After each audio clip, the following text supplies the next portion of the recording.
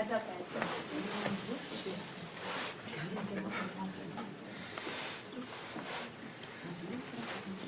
Good afternoon, everyone. Good afternoon. Fundamentally, politics is about the management of public money. How do the people who are entrusted with serving in the House, in the Senate, and within an administration prioritize the expenditure of taxpayer dollars? And our view as Democrats is that taxpayer dollars should be used to make life more affordable for the American people. In an environment where the cost of living is way too high, which is why Democrats are going to continue to focus on driving down the high cost of living, fixing our broken healthcare system, and making sure that people in this country who work hard and play by the rules aren't simply surviving, but they can thrive. Because far too many people in this country are struggling to live paycheck to paycheck. One of the challenges that we have in this country is that Republicans have decided to manage the public's money recklessly. Taxpayer dollars should be used to make your life more affordable. Instead, Republicans have decided to actually use it to enact massive tax breaks for their billionaire donors. That's what the one big ugly bill was all about. Republicans have decided to use taxpayer dollars to create a $75 billion slush fund to unleash mass and poorly trained, out-of-control ICE agents on American communities, brutalizing and in some cases killing American citizens and violently targeting law-abiding immigrant families. That's how Republicans have chosen to use the taxpayer dollars of the American people to manage public money. And now, of course, we've seen Republicans, led by Donald Trump, plunging America into another endless conflict in the Middle East, spending billions of dollars to bomb Iran. But they can't find a dime to make it more affordable for the American people to go see a doctor when they need one. Can't find a dime to make it easier for Americans who are working hard to purchase their first home. And they can't find a dime to lower the grocery bills of the American people. And instead, of course, the reckless Trump tariffs have increased costs on everyday Americans by thousands of dollars per year. Democrats are committed. This is the fundamental fight at this moment, to making sure that we jealously guard the resources of the American people and we use it to make life better for everyday Americans, not actually make things worse, which is what Donald Trump and the Republicans have done. Questions? Mr. Leader. Hi, Good Kristi, afternoon. Noem. Mr. Thank you. You served with Mark Wayne Mullen in the House of Representatives. He's been in the Senate for a couple of years now. He is somebody who's tight with the president. Is this an upgrade, in your opinion? Well, let's cross that bridge when we get to it, and we'll see what he has to say when and if there. What was your impression of serving with him in the House? Did you I don't ever have have any I don't interaction? have any comment right now on what's to come. Let's focus on what's taking place right now. Kristi Noem is gone. Good riddance. She was a disaster, and House Democrats made something very clear several weeks ago. We said either Kristi Noem is fired or she's going to be impeached. Does that change the ICE conversation? And Does that Kristi open the door to Noem, fund Kristi DHS Noem, now? Kristi Noem has been fired, consistent with what we have demanded on behalf of the American people. But let me also make clear, a change in personnel is not sufficient. We need a change in policy. And that has to be bold, dramatic, transformational, and meaningful. And we've laid out 10 different demands standing on the side of the American people, including but not limited to judicial warrants, a ban on racial profiling, a prohibition on ICE targeting sensitive locations like schools, hospitals, polling sites, and houses of worship, a requirement that ICE agents are actually vetted through criminal background checks and actually trained the implementation of a prohibition on the excessive use of force, which we've seen horrifically been unleashed on the American people, and of course, a requirement that ICE agents who break the law can be criminally investigated by state and local authorities. These are the type of policy changes that are going to be necessary to move us forward to ensure that ICE actually conducts itself like every other law enforcement agency in the country. That's our fundamental demand. Every other law enforcement agency in the country. So, of course, this change in personnel is welcome. Kristi, Noem was a disgrace. And we made clear what was going to happen. One way or the other. It could happen the easy way or the hard way. He's chosen the easy way. But now we still have work that needs to be done in terms of the policy changes. Thank you, Mr. Leader. Congressman Tony Gonzalez said yesterday on a podcast that he did have an affair with a late staffer who later died by suicide. At this point, would you support expulsion for Congressman Gonzalez now that he's admitted that? He's violated the laws. If an expulsion resolution were presented before the House of Representatives, I would of course support it. Would House Democrats investigate Kristi Noem as an ex-cabinet secretary? We haven't had that conversation yet, but what we do know, as was gloriously exposed by Congressman Joe Neguse, she's a living, breathing article of impeachment in terms of the abuse of power and the corruption that Kristi Noem has engaged in.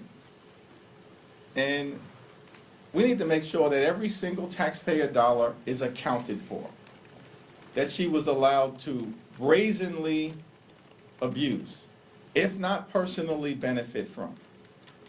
And so there will be continuing efforts led by Benny Thompson and Robert Garcia and Jamie Raskin and members of those committees to make sure that we are looking out for the appropriate expenditure of taxpayer dollars.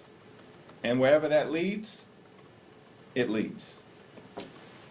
Thank you, Mr. Leader. After votes today, you all will go on a week-long recess. Can you provide any visibility to the American people about where the negotiation stands? Republicans and the White House continue to say that they've moved on some of the demands that you have made. However, right now it just seems to be a debate between, you say that they haven't moved enough, they say we're moving in their direction. What can you say to the American people over the next week or so, what they can expect while you all are out? Well, it's unfortunate that the Trump administration and Republicans have decided that they would rather shut down FEMA, shut down the Coast Guard, and shut down TSA than dramatically reform ICE and get ICE under control, which is what the American people want to see happen. And this is a step in the direction of acknowledging that things at the Department of Homeland Security were broken. They had a corrupt political hack who was running DHS. Shame on every Republican senator who put her in that position when they knew she was unqualified.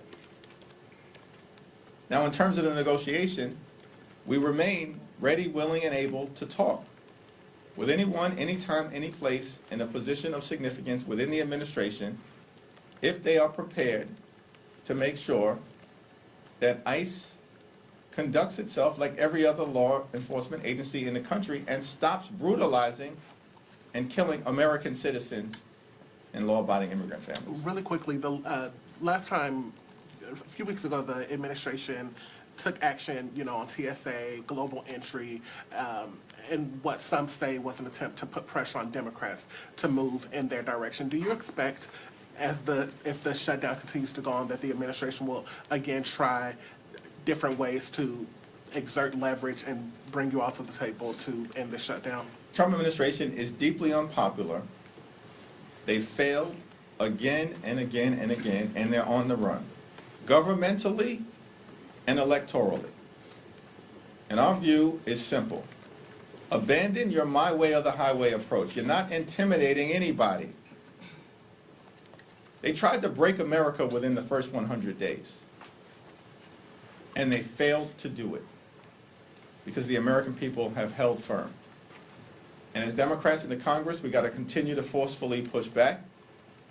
We'll do that in the courts, and we certainly will do that in communities all across the nation, and we're winning the hearts and minds of the American people. We just saw that again in Texas and in Arkansas. And we'll continue to see that all the way through November. Any normal administration would dramatically change course. But these extremists, continue to try to hang on to whatever mandate they claim that they had in the aftermath of the general election, even though the American people view them as a complete and total failure. But as long as they approach things with a my way or the highway mentality, then we're not going to be able to make any meaningful progress in a bipartisan manner on behalf of the American people. Thanks. Yeah, thank you. Mark Wayne Mullen is one of Trump's most loyal allies in the Senate.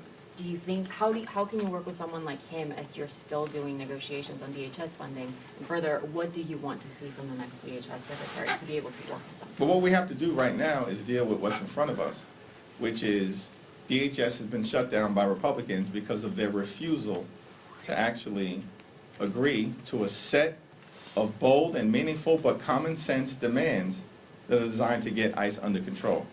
The Senate is going to handle their process, and we'll see what happens in terms of the confirmation hearings, in terms of the individual meetings that Senator Mark Wayne Mullen has with the senators who are going to be making a decision as to whether they should confirm him or not.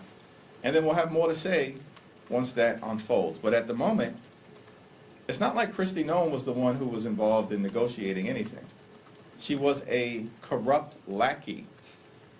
So we were dealing with the White House before, and we're going to continue to deal with the White House at this point in terms of whether there's going to be movement or not. I will tell you that Pam Bondi, she's got to go, and Stephen Miller has got to go. And we're going to approach those two toxic individuals with the same intensity that has now led to the termination of Kristi Noem. You're saying with Mullen though that he has to confirm. Can't he just work on an acting capacity, and that would mean that you have to work with him in the meantime? No. Thank you. Obviously, there are two votes this afternoon on the War Powers Resolution.